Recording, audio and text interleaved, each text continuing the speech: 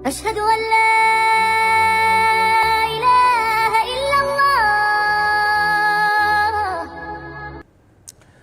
الحمد للہ نحمده ونصلی علی رسولہ الکریم اما بعد فاعوذ باللہ من الشیطان الرجیم بسم اللہ الرحمن الرحیم تلک الرسل فضلنا بعضهم علی بعض۔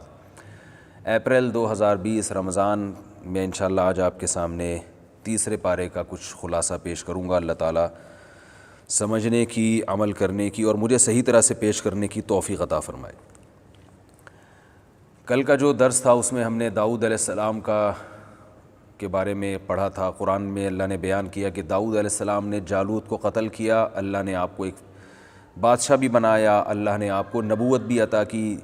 تو اس پارے کی ابتدا میں اللہ فرماتے ہیں یہ پیغمبر ہیں جن میں ہم نے بعض کو بعض پر فضیلت دی ہے، جیسے داؤد علیہ السلام کو اللہ نے فضیلت دی۔ منہم من کلم اللہ، فرمایا ان پیغمبروں میں بعض ایسے ہیں جن سے اللہ ہم کلام ہوا، جیسے موسیٰ علیہ السلام۔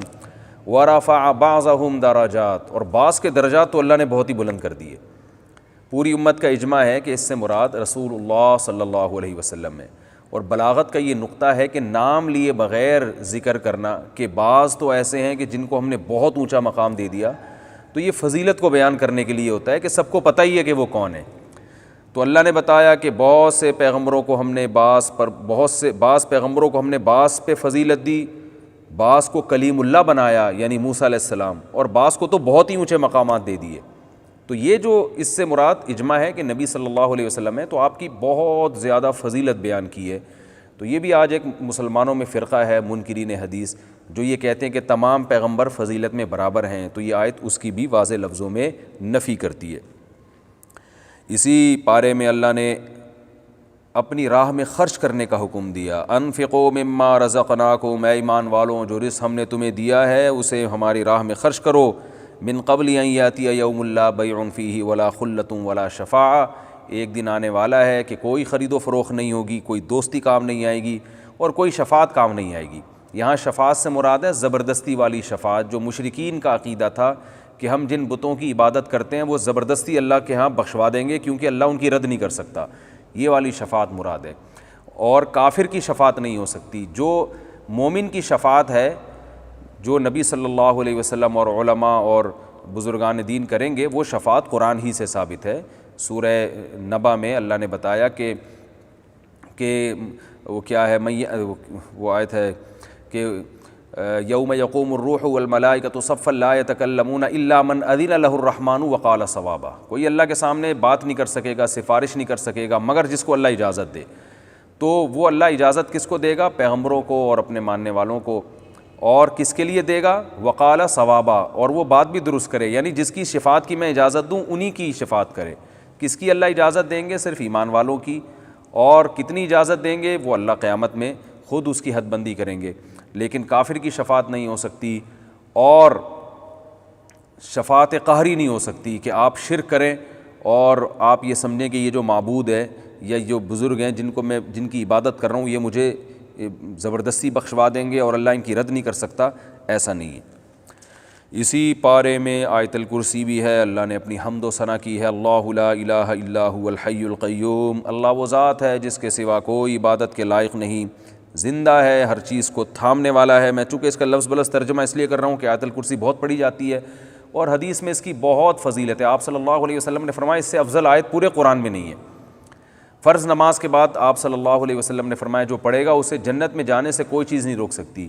اور صحیح حدیث سے ثابت ہے کہ شیطان سے، جنات سے، جادو وغیرہ سے آیت الکرسی انسان کو بچاتی ہے۔ رات کو بھی پڑھ کے سونے کی ترغیب ہے۔ حضرت ابو ہریرہ کا مشہور واقعہ ہے، چونکہ یہ خلاصہ میں پوری تفصیل نہیں بیان کروں گا۔ شیطان ان کو تنگ کرتا تھا انسانی شکل میں آ کے، حضرت ابو ہریرہ نے آیت الکرسی پڑھی اور نبی نے فرمایا کہ یہ شیطان اب راستہ تمہارا چھوڑ دے گا۔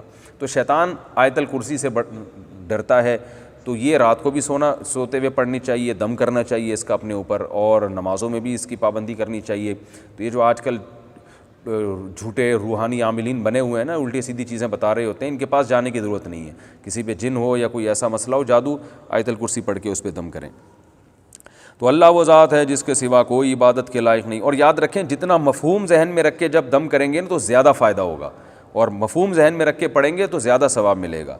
اللہ لا الہ الا هو، اللہ وہ ذات ہے جس کے سوا کوئی عبادت کے لائق نہیں، الحی زندہ ہے، القیوم ہر چیز کو تھامنے والا ہے، لا تأخذہ سنۃ اسے نہ اونگ آتی ہے، ولا نوم اور نہ نیند آتی ہے، لہ ما فی السماوات و ما فی الارض اسی کے لیے ہے جو کچھ آسمانوں میں اور جو کچھ زمین میں، من ذا الذی یشفع عندہ الا باذنہ کون ہے جو اللہ کے سامنے کسی کی سفارش کر سکے سوائے اس کی اجازت کے، جس کی اللہ اجازت دے گا تو اس کی تو سفارش ہو سکتی ہے، باقی کسی کی نہیں ہو سکتی، کسی میں دم نہیں ہے۔ یعلم ما بین ایدیہم وما خلفہم جو کچھ لوگوں کے ماضی میں ان سے پہلے گزر چکا اللہ وہ بھی جانتا ہے، اور جو ان کے سامنے ہے بعد میں آنے والا ہے اللہ وہ بھی جانتا ہے۔ ولا یحیطون بشیء من علمہ الا بما شاء اللہ تو سب کچھ جانتا ہے، لیکن لوگ اللہ کے علم میں سے کسی بھی چیز کا احاطہ نہیں کر سکتے، اللہ کے پاس جو علم ہے اس میں سے کچھ بھی حاصل نہیں ہو سکتا الا بما شاء مگر جتنا اللہ چاہے۔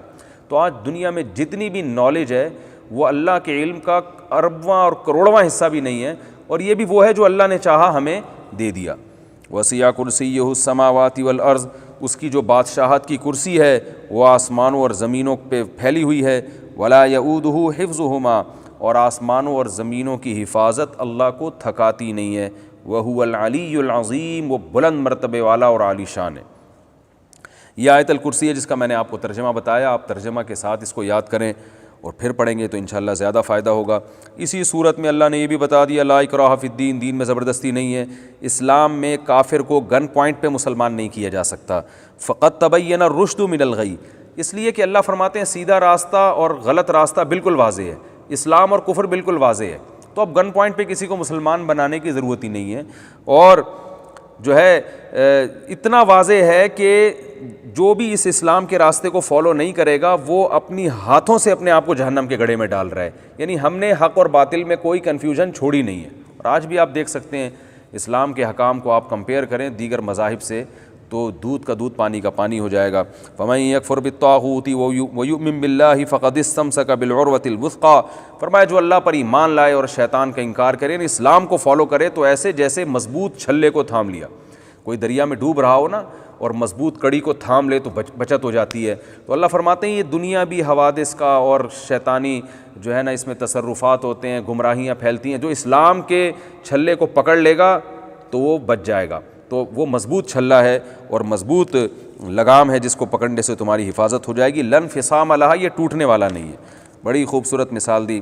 اور اللہ نے یہ بھی فرمایا اللہ ولی الذین آمنوا یخرجہم من الظلمات الی النور ایمان والوں کا اللہ دوست ہے، ان کو گمراہی سے روشنی کی طرف لاتا ہے، یعنی جب آپ اسلام کو فالو کرتے ہیں نا تو آہستہ آہستہ آپ کے سامنے ہدایت کے راستے اور کھلتے چلے جاتے ہیں، حق اور باطل اور ممتاز ہوتا چلا جاتا ہے، اور جو اسلام کو فالو نہیں کرتے تو وہ اور زیادہ گمراہی کی طرف چلے جاتے ہیں۔ اس کی مثال دیکھ لیں آپ، یورپ اسلام کو فالو نہیں کر رہا، کیسے کیسے گمراہانہ قانون بنتے چلے جا رہے ہیں، گے میرج کو حلال کر دیا، کچھ انسانی سوچنے کی بات ہے، شراب حلال ہے، زنا حلال ہے، گمراہی میں پڑتے چلے جا رہے ہیں، اور اب پتہ نہیں کیا کیا چیزیں حلال ہونے والی ہیں، اللہ کی پناہ۔ تو اللہ فرماتے ہیں ایمان والے جو ایمان کو فالو کرتے ہیں روزانہ ان کی ہدایت بڑھتی ہے، اور جو اسلام کو فالو نہیں کرتا وہ گمراہی سے گمراہی کی طرف چلے جاتے ہیں، اور آئندہ اور زیادہ گمراہ ہو جائیں گے وہ۔ اسی صورت میں اللہ تعالیٰ نے ابراہیم علیہ السلام کا جو نمرود سے بحث ہوئی تھی وہ بھی ذکر کی۔ ابراہیم علیہ السلام نے کہا میرا رب جو ہے میرا رب زندہ کرتا ہے اور موت بھی دیتا ہے، تو بادشاہ نے کیا کہا کہ میں بھی تو زندہ کر سکتا ہوں۔ ایک شخص جس کے پھانسی کا فیصلہ ہونے والا تھا اس کو کہا، اس چھوڑ دیا، کہا دیکھو یہ مرنے والا تھا میں نے اس کو حیات دے دی، اور ایک آدمی جو بیچارہ بے گناہ تھا اس کو بادشاہ نے قتل کروا دیا، بولا دیکھو میں تو موت دیتا ہوں۔ تو ابراہیم علیہ السلام نے کہا ٹھیک ہے میرا رب تو مشرق سے سورج نکالتا ہے، تو مغرب سے نکال کے دکھا، تو بیچارہ تو نہیں کہنا چاہیے، وہ جو ہے نا مبہوت ہو گیا۔ اللہ نے اسی میں ایک واقعہ بیان کیا کہ ایک کوئی بزرگ تھے پچھلے زمانوں میں، تو یا کوئی پیغمبر تھے، اس کا قرآن میں ہمیں واضح تذکرہ نہیں ملتا، تو انہوں نے کہا کہ اللہ تو جب ہم ہڈیاں ہو جائیں گے کیسے زندہ کرے گا؟ ان کے دل میں کوئی شبہ یا شک نہیں تھا، بس ویسے ہی اطمینان قلب کے لیے۔ تو قرآن کہتا ہے کہ اللہ نے ان کو موت دے دی، کالذی مر علی قریۃ وہی خاویۃ علی عروشہا، ایک بستی کے پاس سے گزرے جو تباہ ہو چکی تھی، تو انہوں نے کہا اللہ یہ تو مر گئے کھپ گئے، کیسے قیامت میں دوبارہ زندہ ہوں گے؟ اللہ نے انہی کو موت دے دی، اور 100 سال کے بعد اللہ نے ان کو اٹھایا، اور پھر اللہ نے پوچھا بتاؤ تم کتنے دن سوئے ہو، یہ کتنے دن تمہیں پر موت واقع ہوئی ہے؟ انہوں نے کہا 1 دن۔ یا اس سے بھی آدھا۔ اللہ نے کہا کہ تمہیں میں نے 100 سال تک موت دی ہے، 100 سال کے بعد اٹھایا ہے۔ فانظر الی طعامک و شرابک لم یتسنى، اپنا کھانا اور پینا دیکھو ذرا بھی خراب نہیں ہوا، 100 سال تک اللہ نے اس کی بھی حفاظت کی۔ وانظر الی حمارک، اور اپنے گدھے کی طرف دیکھو، گدھا جو ہے نا مر کے ہڈیوں کا ڈھانچہ بن چکا تھا، اللہ نے اسے زندہ کر دیا۔ کہا یہ اپنے گدھے کی طرف دیکھو۔ وَلِنَجْعَلَكَ آیَةً لِلنَّاسِ وَانظُرْ إِلَى الْعِظَامِ كَيْفَ نُنشِزُهَا، دیکھو ان ہڈیوں کو ہم کیسے دوبارہ اکٹھا کرتے ہیں، ثُمَّ نَكْسُوهَا لَحْمًا، ان پہ گوشت کیسے چڑھاتے ہیں۔ ان بزرگ یا جو پیغمبر تھے یا بزرگ تھے، قرآن میں اس کا تذکرہ نہیں ہے، انہوں نے دیکھا تو وہ ساری بوسیدہ ہڈیاں جمع ہوئی ہیں اور پورا گدھا دوبارہ گدھا بن کے کھڑا ہو گیا۔ تو اللہ نے فرمایا جو گدھے کو دوبارہ زندہ کر سکتا ہے وہ انسانوں کو کیوں زندہ نہیں کر سکتا، اس طرح سے میں زندہ کروں گا۔ پھر ابراہیم علیہ السلام کا بھی اللہ نے تذکرہ کیا۔ ابراہیم علیہ السلام نے اللہ سے پوچھا اللہ تو مردوں کو کیسے زندہ کرے گا؟ اللہ نے فرمایا ابراہیم کیا تجھے یقین نہیں ہے؟ قال بلا ولکن لیطمئن قلبی، کیوں نہیں ہے اللہ، مجھے تیرے وعدوں پر یقین ہے، بس میں چاہتا ہوں اور اطمینان ہو جائے۔ تو اللہ نے کہا خذ اربعۃ من الطیر، اے ابراہیم آپ 4 پرندوں کو لیں، فصرہن الیک، کسی مخصوص آواز سے ان کو مانوس کریں، پھر ان کو ذبح کر کے ان کے گوشت مکس کر کے 4 پہاڑوں پہ، چاروں کناروں پہ، چاروں طرف ان کے ٹکڑے مکس کر کے ڈال دیں۔ پھر کیا کریں آپ کہ ثم اجعل علی کل جبل منہن جزءا ثم ادعہن، پھر جس آواز سے جس پرندے کو مانوس کیا وہ آواز نکالیں۔ جیسے ابراہیم علیہ السلام آواز نکالتے، چاروں پہاڑوں سے اس خاص پرندے کی بوٹیاں اور پر اڑ کے جڑتے اور پرندہ وہ چلتا ہوا چلا آ جاتا ابراہیم علیہ السلام کی طرف۔ تو وَاعْلَمْ أَنَّ اللَّهَ عَزِيزٌ حَكِيمٌ، اللہ نے یہ منظر ابراہیم علیہ السلام کو دکھایا اور فرمایا یقین کر لے اللہ زبردست غالب ہے اور حکمت والا ہے۔ غالب کا مطلب جو چاہے کرتا ہے، مردوں کو بھی زندہ کر سکتا ہے، اور حکمت والے کا مطلب ہر ایک کو زندہ کر کے دکھائے گا نہیں وہ، کیونکہ ایسے سب کو اللہ دکھاتے پھر تو غیب پر ایمان تھوڑی رہا، پھر تو سارے کافر مسلمان ہو جائیں۔ تو اللہ اپنی قدرت دکھاتا ہے جس کو چاہتا ہے، اور جو اصل قدرت اللہ نے دکھائی ہے وہ تو تمہیں پانی سے جب انسان بنایا، نطفے سے انسان بنا دیا، تو یہ قدرت کافی ہے ایمان لانے کے لیے۔ اس صورت میں اللہ تعالیٰ نے اپنی راہ میں خرچ کرنے کی بہت فضیلت بیان کی اور حکم دیا ہے۔ فرمایا مثل الذین ينفقون اموالهم فی سبیل اللہ، جو لوگ اللہ کی راہ میں اپنے مال کو خرچ کرتے ہیں ان کی مثال گندم کے دانے کی طرح ہے، جو ایک دانہ 7 دانوں کو سات جو ہے نا وہ سنبل کو پیدا کرتا ہے، اور 7 جو ہے نا وہ خوشوں کو پیدا کرتا ہے، اور ہر خوشے میں 100 دانے ہوتے ہیں۔ یہ اصل میں ایک مثال دی گئی ہے کہ قرآن و سنت میں آتا ہے کہ جب کوئی صدقہ جاریہ کرتا ہے یا کسی کو کھلاتا ہے تو جتنا خیر اس سے پھیلے گی اس کو بھی اجر ملتا ہے۔ تو اب لوگوں کے ذہن میں اشکال ہوتا ہے کہ بھئی یہ کیسے ممکن ہے کہ ہم نے مثال کے طور پر ایک مسجد بنا دی اور اب اس میں قیامت تک لوگ نماز پڑھتے رہیں گے تو سب کو ثواب ملتا رہے گا، ہم نے دینی مدرسوں میں پیسے دیے، اب اس میں جو طلبہ علم حاصل کر رہے ہیں پھر اس علم سے جو خیریں پھیل رہی ہیں تو قیامت تک ہم کو ثواب ملتا رہے گا، ہم نے کسی کو کھانا کھلایا اور پھر اس سے اس کے جسم میں طاقت آئی اور اس نے کوئی اچھا کام کیا تو ہمیں بھی اس میں کچھ حصہ شامل ہو جائے گا، تو یہ گروتھ کیسے ہوتی ہے؟ تو بہت زیادہ ہو جائے گی۔ تو اللہ نے مثال دی کہ بھائی تم دیکھو دنیا میں نہیں ہوتی ہے، گندم کا ایک دانہ ہوتا ہے۔ اب اگر کسی نے یہ پروسیس نہ دیکھا ہو گندم کے دانے سے پودے گندم اگتے ہوئے، اور آپ اس کو بتائیں کہ یہ ایک دانہ مٹی میں ڈالیں گے اور اس سے سینکڑوں ہزاروں پیدا ہو جائیں گے، تو کوئی مانے گا؟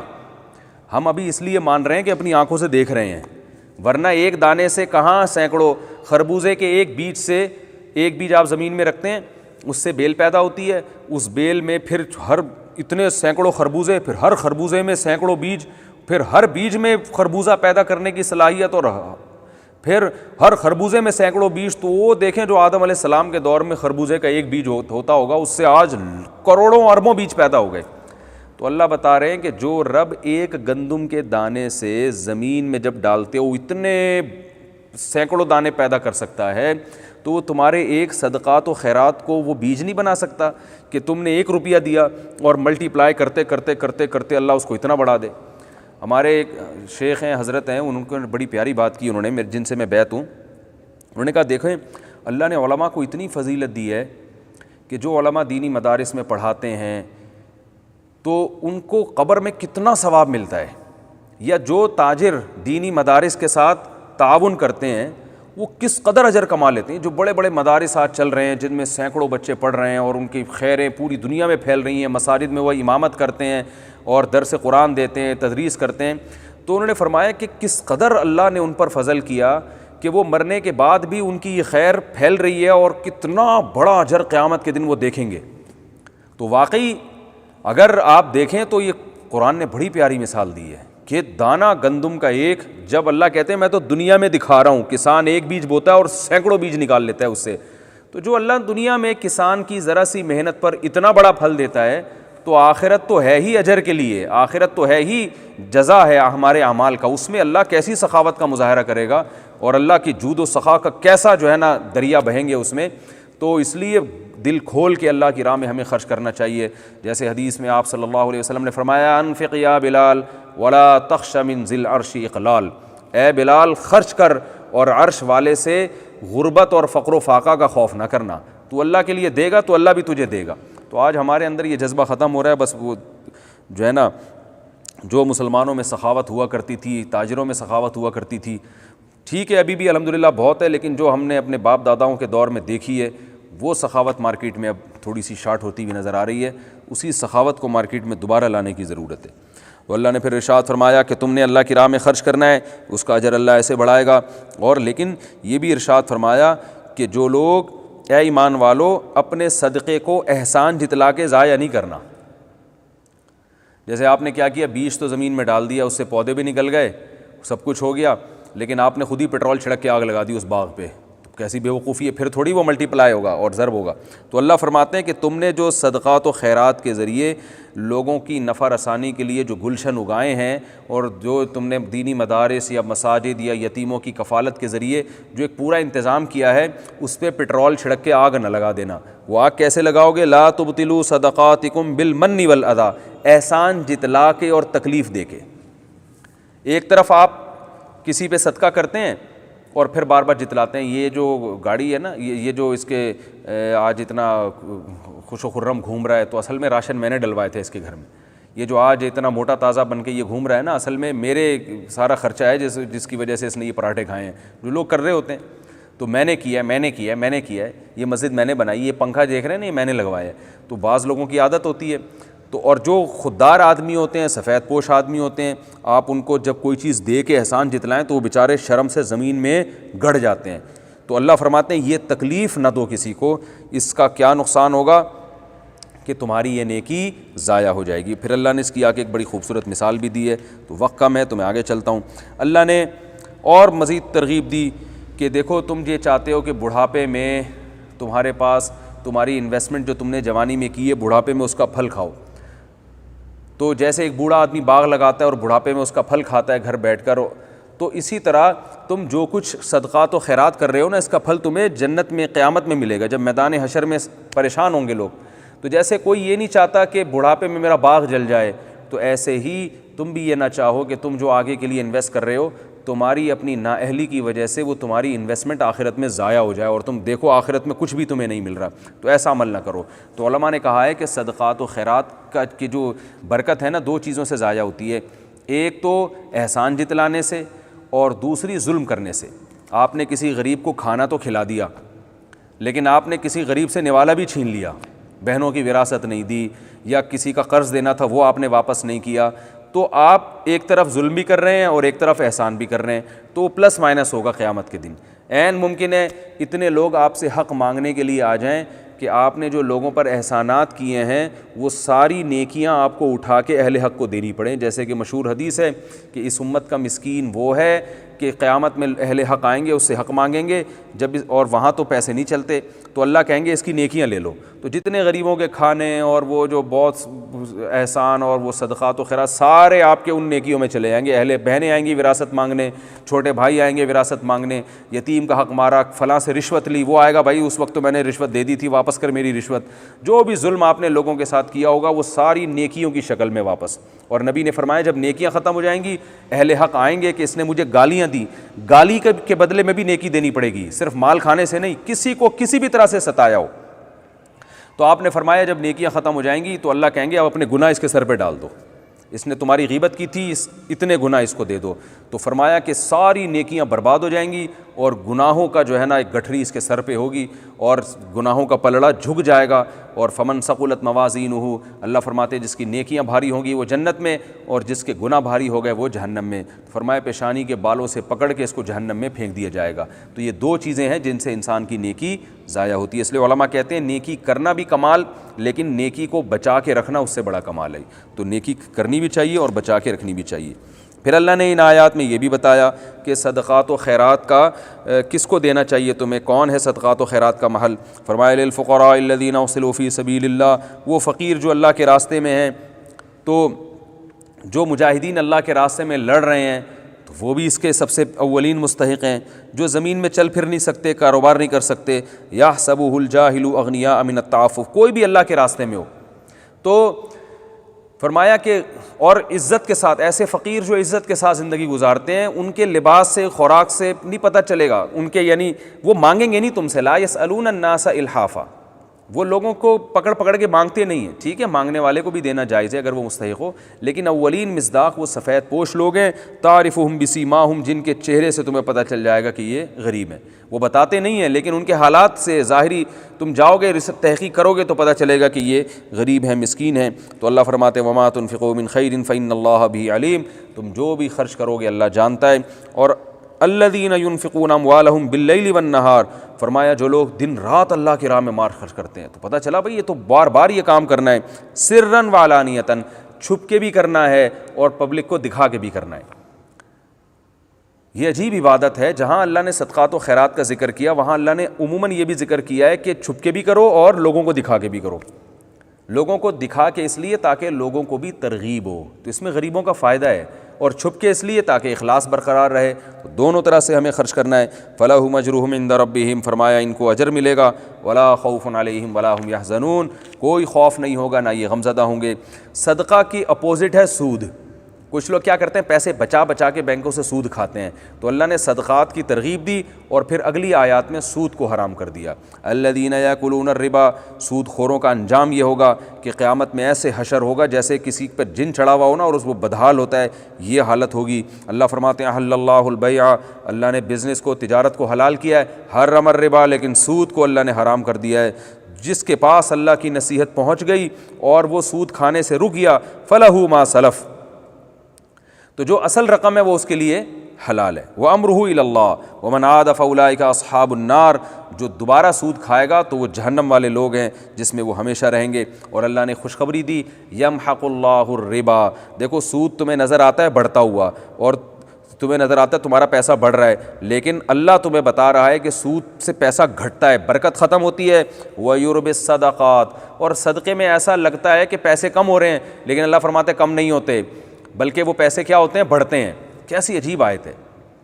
یعنی اللہ نے صدقے کو مثال دی نا گندم کے دانے سے. دیکھیں گندم کا ایک بیج ہم زمین میں ڈالتے ہیں ختم. اب کوئی بیوقوف کسان سے کہے یار تمہارے پاس 10 بیج تھے گندم کے، تم نے زمین میں ڈال کے وہ بھی ضائع کر دیے، ان کے روٹی پکا کے کھا لیتے، تو وہ کہے گا بھائی دیکھنے میں ضائع ہوئے ہیں، لیکن اللہ اپنی قدرت کا کرشمہ دکھائے گا اور ایک ایک سے سینکڑوں گندم نکال کے دکھائے گا. تو صدقے کو بھی اللہ نے گندم کے دانے سے تعبیر کیا. کیا خوبصورت قرآن نے مثال دی ہے کہ تم جب صدقہ دیتے ہو نا تو یہ جو کچھ پیسے جو تم صدقہ دے رہے ہو یہ اصل میں گندم کی بیج کی طرح زمین میں دفن کر رہے ہو، مٹی بنا رہے ہو اس کو. تمہیں نظر آ رہا ہے فنا ہو رہے ہیں، لیکن دیکھو ابھی یہ کیسے اس سے جو ہے نا بہاریں پیدا ہوں گی اور اس سے کیسے مال پیدا ہوگا اور کیسے یہ اور زیادہ مال کو کھینچ کے لائے گا، اس سے پیسے میں اور زیادہ برکت پیدا ہوگی. تو اس لیے اللہ نے فرمایا کہ حرام گھٹتا ہے اور حلال میں اور صدقات میں اللہ برکت پیدا کرتا ہے. اور اللہ نے اس میں مزید پھر سود پر وعیدیں بیان فرمائی. یہ سورہ بقرہ کا اب آخر ہے اور تیسرے پارے کا تذکرہ چل رہا ہے.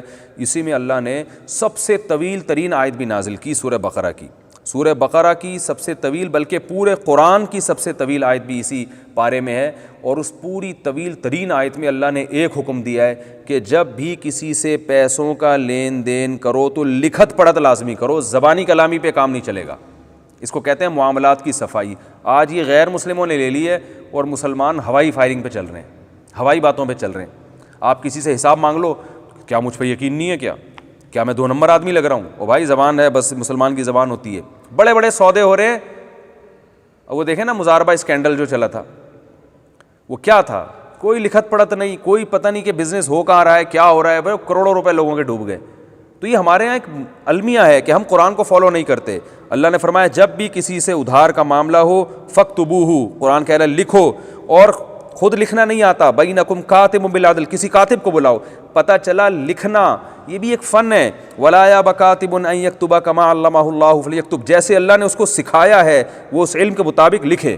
اس سے اکاؤنٹنٹ کی فضیلت معلوم ہوتی ہے کہ لکھنا بھی ہر دور میں ایک فن رہا ہے, ایک سلیقے سے لکھا, ہر چیز کو ایسے تھوڑی لکھ دی جاتی ہے. اور آپ کو پتہ ہے کہ اکاؤنٹنگ کے علم کی بنیاد بھی مسلمانوں نے رکھی ہے, اور مسلمان علماء یہی آیتیں فضیلت کے طور پر بیان کیا کرتے تھے اکاؤنٹنٹ کی, کہ ہر چیز کو جو ہے نا حساب کیا جاتا ہے, اس کو لکھا جاتا ہے کہ جو ہے اس میں پروفٹ کتنا ہو رہا ہے, اس میں آپ کا جو ہے نقصان کتنا ہو رہا ہے, کس سے کتنے پیسے لینے ہیں, کس کو کتنے پیسے دینے ہیں. تو اسلام نے اس کی بہت اہمیت کو بیان کیا. صحیح بخاری کی حدیث ہے, آپ صلی اللہ علیہ وسلم فرمائے جس کا کسی سے معاملہ ہو 3 دن کے اندر, حدیث کا مفہوم ہے اس پر لازم ہے کہ اس کو وہ لازمی لکھے. تو اپنے مالی لین دین کو لکھنا یہ شریعت کا حکم ہے. اللہ نے اس آیت میں ہمیں حکم دیا وَلْيُمْلِلِ الَّذِي عَلَيْهِ الْحَقُّ وَلْيَتَّقِ اللَّهَ رَبَّهُ وَلَا يَبْخَسْ مِنْهُ شَيْئًا فَإِنْ كَانَ الَّذِي عَلَيْهِ الْحَقُّ سَفِيهًا أَوْ ضَعِيفًا أَوْ لَا يَسْتَطِيعُ أَنْ يُمِلَّ هُوَ فَلْيُمْلِلْ وَلِيُّهُ بِالْعَدْلِ. خود لکھنا نہیں آتا اس کا ولی لکھے گا, اور کسی ماہر سے لکھوایا جائے گا. اور فرمایا اس پر گواہوں کو بھی بناؤ, 2 گواہ, 2 مرد گواہ ہونے چاہیے, 2 مرد نہ ہو تو 1 مرد اور 2 عورتیں گواہ ہونی چاہیے. اور فرمایا وَلَا تَسْأَمُوا أَن تَكْتُبُوهُ صَغِيرًا أَوْ كَبِيرًا إِلَىٰ أَجَلِهِ, اس میں سستی سے کام نہ لو. تو یہ پتہ چلتا ہے کہ بھئی اسلام میں لکھت پڑھت کی بہت زیادہ اہمیت ہے. اس کے بعد یہ سورت کا آخر ہے جس میں بہت اہم آیت ہے. رسول اللہ صلی اللہ علیہ وسلم نے رات کو تلاوت کرنے کا حکم دیا. للہ ما فی السماوات وما فی الارض وان تبدوا ما فی انفسکم او تخفوہ یحاسبکم بہ اللہ. یہ آیتوں کی بھی بہت فضیلت ہے. اس میں اللہ نے بتایا کہ لا یکلف اللہ نفسا الا وسعہا, اللہ نے جو تمہیں احکام دیے ہیں یہ تمہاری وسعت کے مطابق ہیں, کیونکہ اللہ کسی پر اس کی طاقت سے زیادہ بوجھ نہیں ڈالتا. اس کے بعد سورہ آل عمران ہے. سورہ آل عمران کا شان نزول یہ ہے کہ اہل نجران کے عیسائی آئے تھے نبی صلی اللہ علیہ وسلم سے مناظرہ کرنے کے لیے. ان کے بڑے بڑے پادری تھے. عیسیٰ علیہ السلام کے بارے میں مناظرہ ہوا. آل عمران نازل ہوئی. اللہ نے بتایا کہ عیسیٰ علیہ السلام کی حیثیت کیا ہے, حضرت مریم کیا تھی, حضرت عمران جو حضرت مریم کے والد تھے وہ کیا تھے, پوری تفصیل اللہ نے بیان کی. اور حضرت عیسیٰ علیہ السلام کی حیثیت کو واضح کیا. وہ اللہ کے بندے تھے, اللہ کے بیٹے نہیں تھے. هو الذی یصورکم فی الارحام, تورات بھی اللہ نے نازل کی, انجیل بھی اللہ نے نازل کی, اور انزل التوراۃ والانجیل, یہ سب ہدایت کی کتابیں تھیں. تم نے جو ہے نا, جو تم گمراہی کے قائل ہو, عیسیٰ کو اللہ کا بیٹا کہتے ہو, یہ تورات اور انجیل کی تعلیمات نہیں ہیں. یصورکم فی الارحام کیف یشاء, اللہ ہے جس طرح سے رحم میں چاہتا ہے بچوں کی انسان کی تصویر بناتا ہے. اور اللہ نے ہمیں حکم دیا کہ دعا مانگا کرو, ربنا لا تزغ قلوبنا بعد اذ ہدیتنا.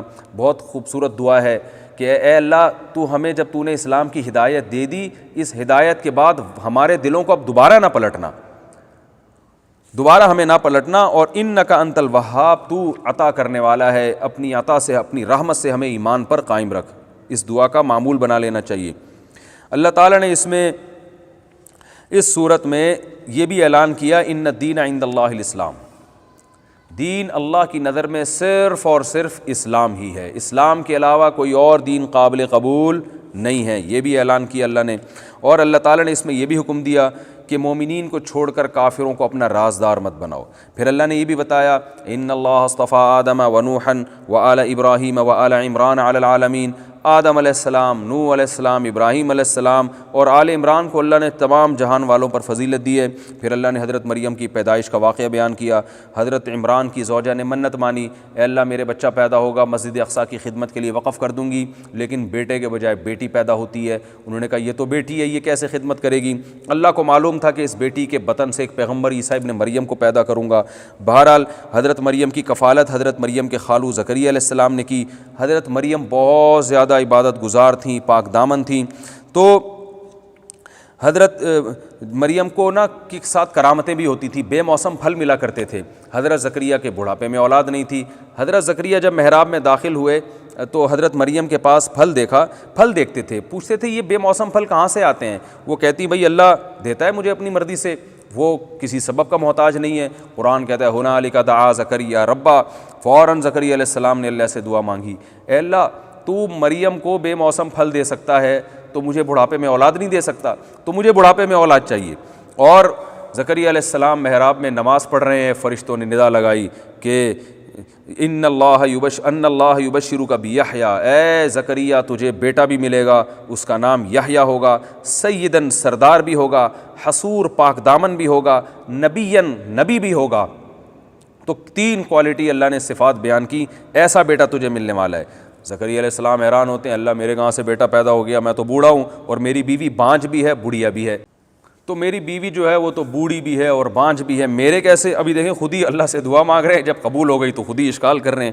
تو اللہ تعالیٰ نے فرمایا کذالک اللہ یفعل ما یشاء، کہ اسی طرح ہوگا، اللہ جو چاہتا ہے کرتا ہے۔ اور سورہ مریم میں فرمایا کہ میں نے تجھے بھی تو ایک پانی سے پیدا کیا، اس وقت تو کچھ بھی نہیں تھا تو جو اللہ پانی سے انسان کو بنا سکتا ہے وہ بڑھاپے میں اولاد نہیں دے سکتا۔ زکریا علیہ السلام اتنے خوش ہوئے، کہنے لگے اے اللہ جب میری زوجہ کو حمل ٹھہر جائے، تو دیکھیں اس زمانے میں نہ تو الٹرا ساؤنڈ کا کوئی سسٹم تھا، بہت عرصے بعد پتہ چلتا تھا کہ زوجہ کو حمل ہے، تو اے اللہ مجھے اتنی خوشی ہو رہی ہے، کتنے عرصے بعد اولاد مل رہی ہے۔ دیکھیں اس سے پتہ چلتا ہے اولاد کتنی بڑی نعمت ہے، پیغمبروں نے بھی مانگی ہے اللہ سے اولاد۔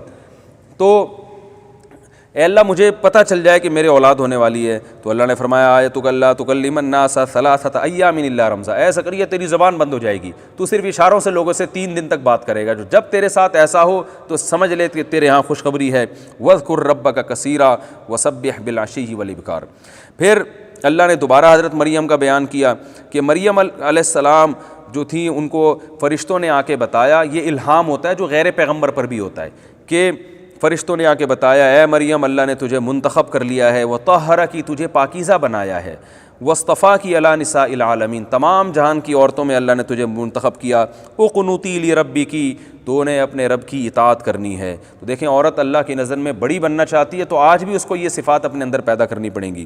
واسجدی ورکعی، اور سجدہ کر، رکوع کرنے والوں کے ساتھ، یعنی جیسے دوسرے لوگ رکوع کرتے ہیں تو بھی رکوع کر، تو بھی نماز پڑھ۔ تو نماز کے ذریعے انسان اللہ کا قرب حاصل کرتا ہے۔ اس کے بعد اللہ فرماتے ہیں ہم نے مریم سے کہا کہ فرشتوں نے مریم سے کہا یا مریم ان اللہ یبشرک بکلمۃ منہ، اے مریم اللہ تجھے خوشخبری دیتا ہے ایک کلمے کی، کلمے کا مطلب اللہ کے کلمے سے وہ پیدا ہوں گے، اللہ کے کلام کن کی طاقت سے پیدا ہوں گے، باپ کے بغیر، اس لیے حضرت عیسیٰ کو کلمۃ اللہ کہا جاتا ہے۔ اسمہ المسیح، جن کا نام مسیح ہوگا، عیسیٰ ابن مریم، وہ عیسیٰ ہوں گے ابن مریم ہوں گے، وجیہن فی الدنیا والآخرہ، دنیا میں بھی ان کو عزت دوں گا، آخرت میں بھی ان کو عزت دوں گا، ومن المقربین، میرے قرب والوں میں سے ہوں گے۔ اب حضرت مریم پریشان ہے کہ نہ صرف یہ کہ بغیر شوہر کے بچے کی خوشخبری مل رہی ہے، بلکہ بچے کی یہ صفات بھی ہیں، ان کا نام بھی بتایا جا رہا ہے، اور اللہ نے بتایا وَيُكَلِّمُ النَّاسَ فِي الْمَهْدِ وَكَهْلًا، ماں کی گود میں بھی وہ لوگوں سے ہم کلام ہوگا، ماں کی گود میں باتیں کرے گا وہ، اور ادھیڑ عمر میں بھی باتیں کرے گا۔ حضرت عیسیٰ علیہ السلام کو عیسائیوں سے آپ پوچھیں وہ بتائیں گے کہ ادھیڑ عمر میں پہنچنے سے پہلے ہی اللہ نے آسمانوں پہ اٹھا لیا۔ اس آیت سے بھی صاف پتہ چلتا ہے حضرت عیسیٰ علیہ السلام زندہ ہیں، اگر وہ قرب قیامت میں نازل نہ ہونا ہوتا تو پھر یہ آیت معاذ اللہ جھوٹی ہو جائے گی، غلط ہو جائے گی معاذ اللہ۔ اس لیے اللہ نے فرمایا کہ اب دیکھیں ویسے بھی معجزے کے طور پر ذکر ہو رہا ہے نا کہ عیسیٰ ابن مریم ماں کی گود میں بھی اللہ سے کلام کریں گے، ادھیڑ عمر میں بھی، تو ماں کی گود میں کلام کرنا تو سمجھ میں آتا ہے کہ یہ معجزہ ہے، ادھیڑ عمر میں کلام کرنے کی کیا بتانے کی کیا ضرورت ہے، وہ تو سبھی کلام کرتے ہیں۔ تو اس سے پتہ چلتا ہے کہ یہ بطور معجزے کے ادھیڑ عمر میں کلام کریں گے، اس لیے معجزہ ہے کہ ادھیڑ عمر میں پہنچنے سے پہلے آپ آسمانوں پہ چلے گئے، پھر پتہ نہیں کتنے ہزار سال کے بعد زمین پہ آ کے ادھیڑ عمر کو پہنچیں گے اور لوگوں سے کلام کریں گے۔ تو یہ حضرت عیسیٰ کے حق میں بہت بڑا معجزہ ہے، اس لیے اللہ فرماتے ہیں کہ یہ عام آدمی تو ادھیڑ عمر میں کلام کرتا ہے، لیکن عیسیٰ کا ادھیڑ عمر میں کلام کرنا یہ ایک میری بہت بڑی نشانی ہے جس کی میں تجھے خوشخبری دے رہا ہوں۔ قالت ربی انا یکون لی ولد، میرے کیسے اولاد ہو جائے گی، ولم یمسسنی بشر، مجھے تو کسی انسان نے چھوا نہیں ہے۔ قال کذلک اللہ یخلق ما یشاء، اے مریم اسی طرح اللہ جو چاہے کرتا ہے، اور جب وہ کسی کام کا فیصلہ کرتا ہے کہتا ہے کن فیکون، وہ ہو جاتا ہے۔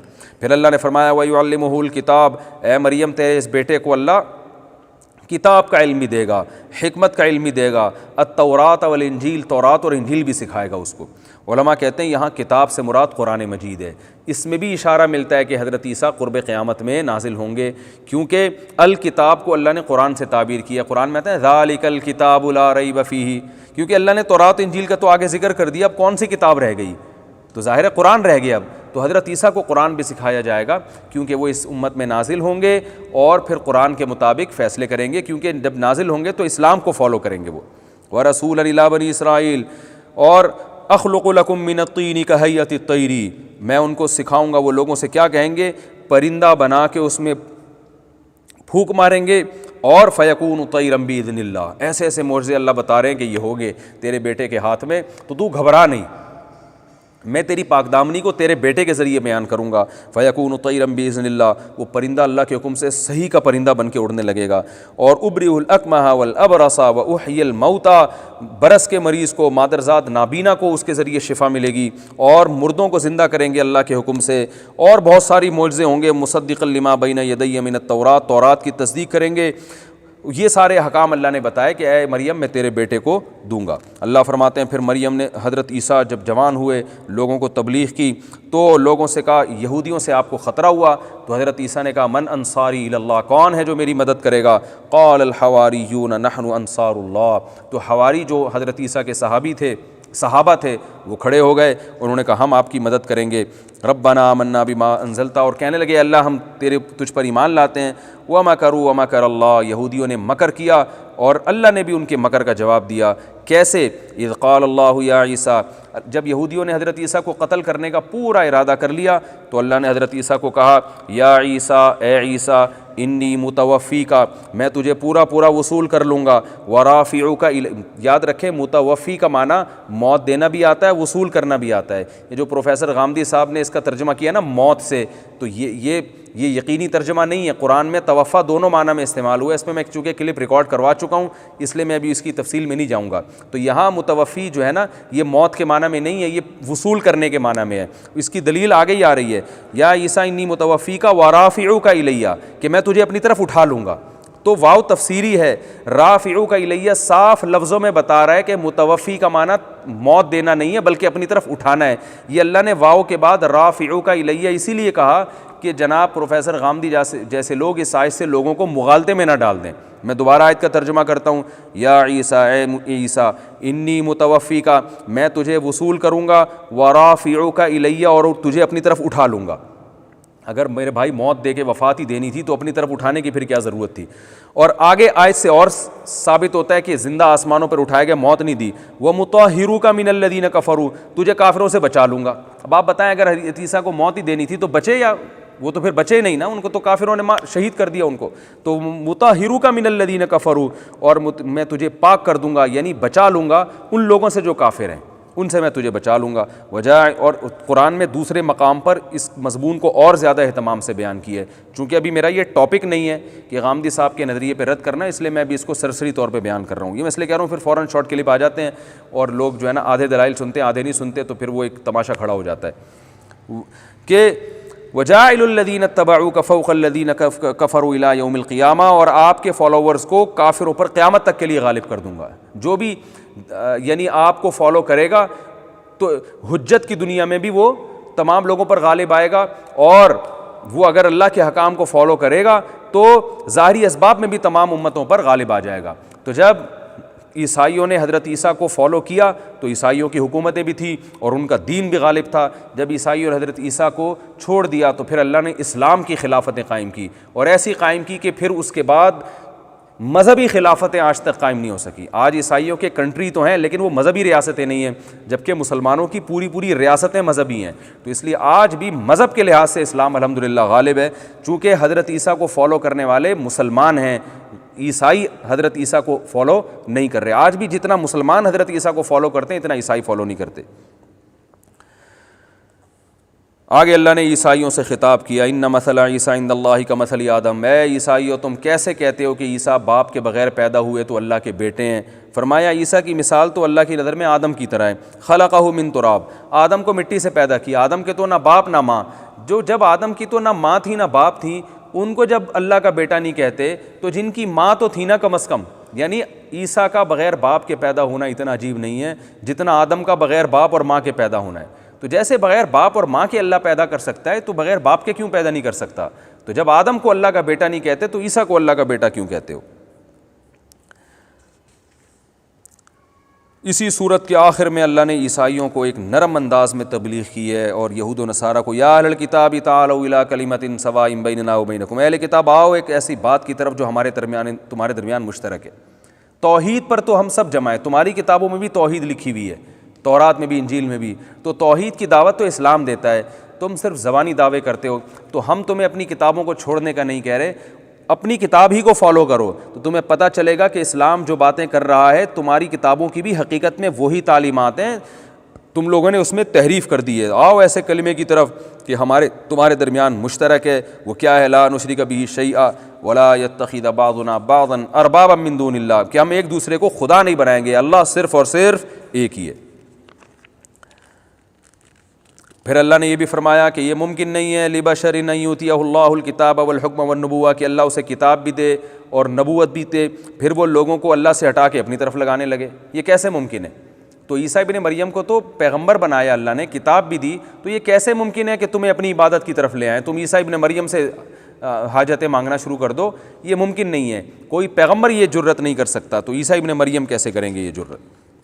اور پھر اللہ نے اس پارے کے اختتام میں دوبارہ اسی مضمون کا تکرار کیا، عیسائی اور یہودیوں سے کہا وَمَن يَبْتَغِ غَيْرَ الْإِسْلَامِ دِينًا، جو اسلام کے علاوہ کسی اور مذہب کو دین بنائے گا، فَلَن يُقْبَلَ مِنْهُ، ہرگز قبول نہیں کروں گا میں، وَهُوَ فِي الْآخِرَةِ مِنَ الْخَاسِرِينَ، اور آخرت میں وہ خسارے والوں میں سے ہوگا۔